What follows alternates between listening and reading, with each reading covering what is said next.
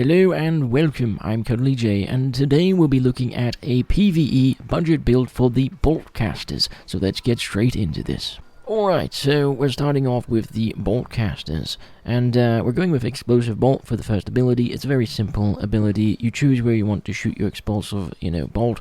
It deals 322 magical damage to all the enemies in a 3-meter radius. So if you group up your enemies, you can just deal damage to all of them. It's fast, it's good, it's fun, alright? For the next one, I went with Knockback Shot. The main reason I did this is because it knocks back the first enemy it hits by 13 meters.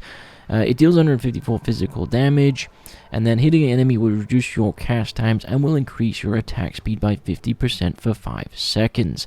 So basically, it increases your attack speed by 50%. Why not just use it? And then also the other cool thing about it is it will interrupt spells used by your enemies. Next we of course have the Dewood Climax, which is the barrage of arrows shot at a targeted enemy of your choosing, and then it'll deal 23 physical damage every 0.3 seconds, and it'll channel up to 3.3 seconds. The damage increases by 23 for each hit you land, up to 12 times, and then at the end of the channel you release an additional bolt dealing max damage. Overall, it's a really fun ability to use in PvE. I love it. It's one of my favorite ones in all of the game, really. And it's just fun to watch your enemy's health go from max to none.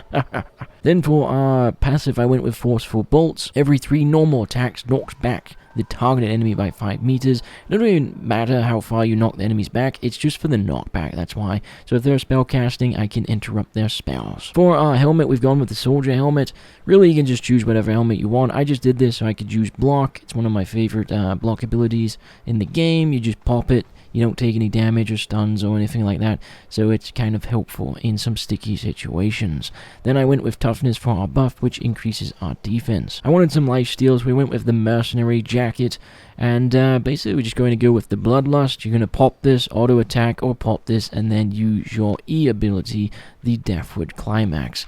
And for our Swiftness is the buff. The passive buff here on the Mercenary Jacket. It's to increase our attack speed by 12%. Next, we've gone with the Soldier Boots. I've just gone with Rejuvenating Sprint, increases our move speed by 80%, and then heals us for 105 health over 5 seconds. And then for, our buff, our passive, we've gone with Toughness once again. For our bags and all, I've just gone with a normal bag and a normal cape. This is a budget build. And then for our potions and all, you can go with a health potion. Honestly, I went with Poison Potion, but I would recommend just go with a health potion. It's always handy having that extra bit of health.